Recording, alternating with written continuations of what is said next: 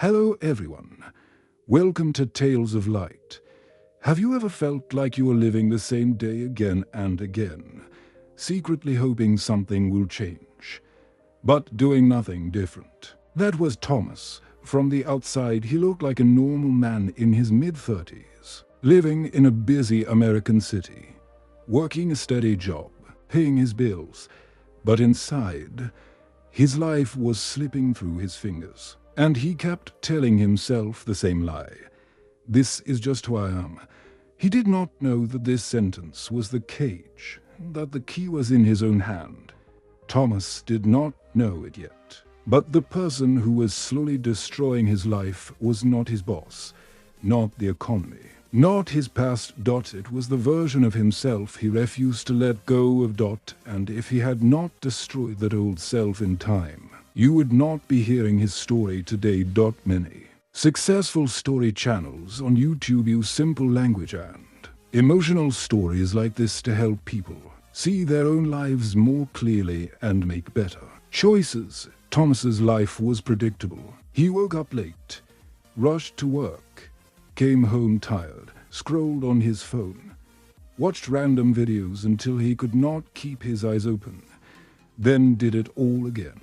He was not happy, but he was not in crisis either. It was a slow, quiet decline, the kind that is easy to ignore.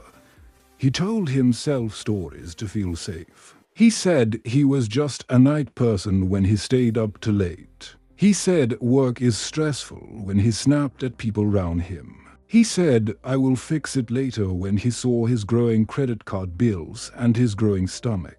Every excuse protected his old self, the version of him that hated change more than pain. At work, he used to be excited. Now, he did the bare minimum, just enough not to get fired. He avoided big projects, avoided responsibility, avoided anything that might expose how little energy he had left. His friends stopped inviting him out because he always said he was busy. Even when he spent the night alone on the couch, there was one person who still tried to reach him. Her name was Emily, his younger sister. She would call and ask how he was really doing. He always gave the same answer: I'm fine, just tired. He said it so often that he started to believe it. But the truth was simple. He was not fine. He was slowly being destroyed by his own habits, his own fear, his own unwillingness to admit that something had to die inside him so something new could be born. The turning point came on a cold Tuesday morning. Thomas woke up with a heavy pressure in his chest. His heart was racing, his hands were shaking, and a wave of dizziness hit him when he tried to stand. For the first time in a long time, he felt real fear. He thought he was having a heart attack. His mind raced through all the choices he had made. The late nights, the junk food, the anger, the constant stress. He grabbed his chest and sat on the floor, breathing hard, whispering that he was not ready to die. He managed to call an ambulance. He rode to the hospital with his eyes closed, fighting panic. Strange thought came to him, not about money, not about work, not even about success. He thought about all the days he had wasted doing nothing. He thought about unanswered messages from Emily. He thought about the dreams he had when he was younger, the things he said he would do one day. At the hospital, after tests and long hours, the doctor finally came in. The news was not as simple as Thomas had feared, but it was not harmless either. He was not having a heart attack, but his body was sending a loud warning. High blood pressure, high cholesterol, borderline diabetes, stress levels off the charts. The doctor looked at him and said something Thomas could not forget. If you keep living like this, you are not just risking your health. You are choosing slowly to destroy yourself. Later, Emily arrived and sat by his bed. She held his hand and did not say much at first. Then, very softly, she said that she had been worried for years. She said he was not the brother she remembered. She missed the old Thomas who used to dream big, laugh loud, and show up for life. That sentence hit him in a strange way. She missed the old Thomas, but the truth was, the old Thomas she loved was not the same as the old self he was protecting. He was holding onto the lazy, scared, numb version of himself. The version that did not want to feel pain or do hard things. That version was killing him. That night in the hospital bed, Thomas could not sleep.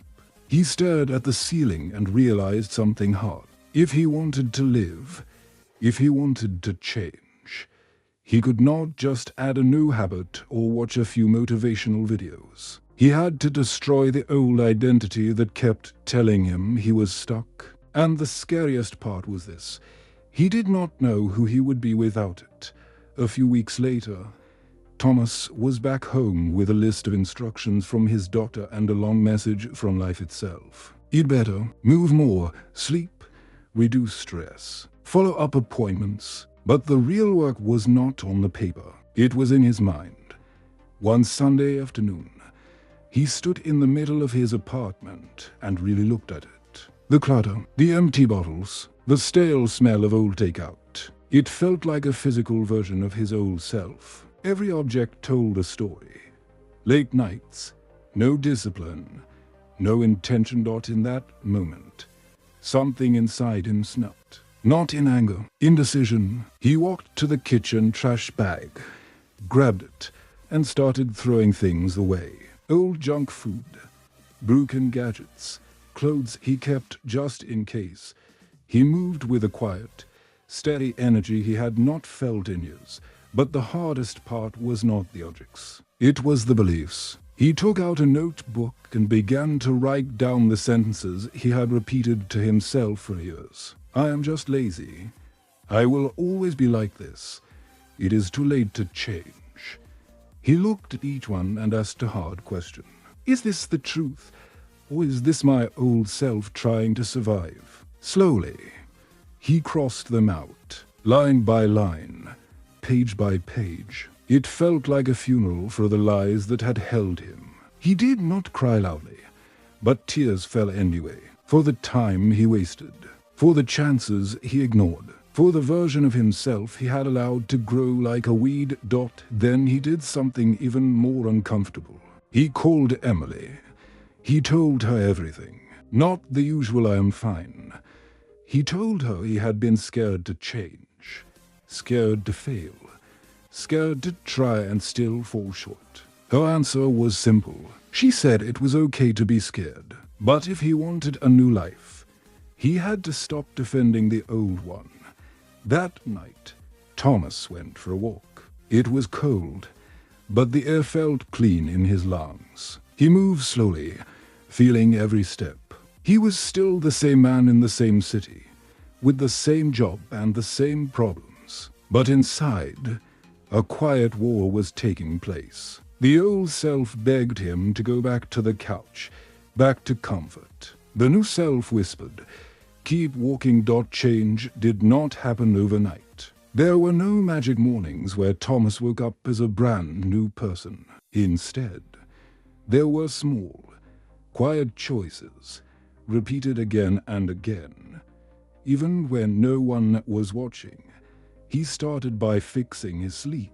Instead of staying up until 2 in the morning, he forced himself to turn off the screens and lie in bed earlier. The first nights were uncomfortable. He was restless. His mind reached for the old habits, but he stayed with the discomfort, reminding himself that this was the price of destroying the old self. He began walking every day. At first it was 10 minutes, then 15, then 30. The walks became a kind of moving prayer, a time to talk to himself in a new way. He did not focus on how far he had to go. He just focused on one choice. Today, I move slowly. His body responded. He lost some weight. His energy came back in small waves. He noticed he was not as easily out of breath. The results were not dramatic, but they were real. At work, he raised his hand for a project he would have avoided before. He felt fear, but he did it anyway. He researched, prepared, and showed up. His manager noticed, not because he was perfect, but because he cared again. Most importantly, he began to see himself differently. He was no longer repeating, "I'm just lazy." He had proof, in his own actions, that he could be disciplined, that he could make hard choices. The old identity had less power because the new one had evidence.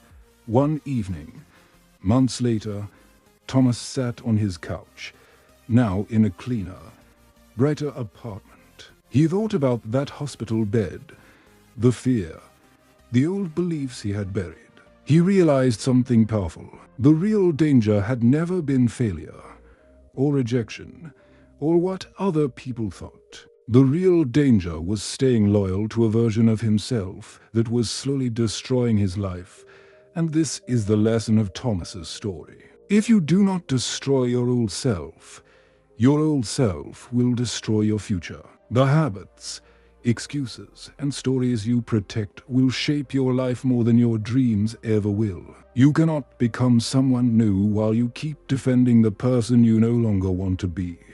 So now, imagine Thomas sitting in that quiet room, looking back at the man he used to be, not with hate, not with shame, with understanding. His old self was not evil. It was just afraid. Afraid of effort, afraid of judgment, afraid of pain. Sometimes the version of us that is killing our future is just the part of us that is tired of trying. Maybe you see a piece of yourself in him. Maybe you also have a room full of old habits, old beliefs, old stories that feel safe but keep you stuck. Maybe you tell yourself that this is just who you are, but ask yourself, who told you that? Was it your true self, or the self that is scared to grow? Your old self will always offer comforting lies. It will say, "Start next week. It is not that bad. Other people have it worse." But your life is not a comparison. Your life is a message. Right now, it is saying something through your actions, your routines, your choices. The question is, do you like what it is saying? There will be a cost to change. You will lose some comfort. You will lose some old pleasures. You might lose some people who only like the weaker version of you. But you will gain something greater. Self-respect, energy, clarity, a future that is not controlled by yesterday. You do not need to wait for a hospital bed or a crisis to wake up. You can decide today to hold a funeral for your excuses, to clean your space, to go for that first walk, to drink that glass of water, to tell the truth to someone who loves you. Small steps, taken with honest intention, can be the most powerful way to destroy the old self. As you listen to Thomas's journey, ask yourself one simple question. What part of your old self needs to be destroyed before it destroys you? Is it a habit, a belief, a relationship, or a story you keep repeating? You do not have to answer out loud, but be honest with yourself. Remember, destruction is not always a violent act. Sometimes it is a quiet decision you make alone in your room. You decide that today is the last day you call yourself hopeless. The last day you say, "This is just who I am," as an excuse. The last day you protect the weaker version of you more than your future. If this story of Thomas touched something inside you, do not just move on to the next video. Take a moment, breathe, choose one small action you can take today that your old self would never choose. Write it down, then do it. And if you want more stories that speak to your heart, that remind you of your strength, and that help you see your life from a new angle, stay close. Like this video if it made you think. Comment and share the part of Thomas's story that hit you the most, so others can grow with you. And subscribe to Tales of Light so you do not miss the next story that might change the way you see yourself. Because sometimes, all it takes is one story at the right time to begin destroying the old self and building a new one.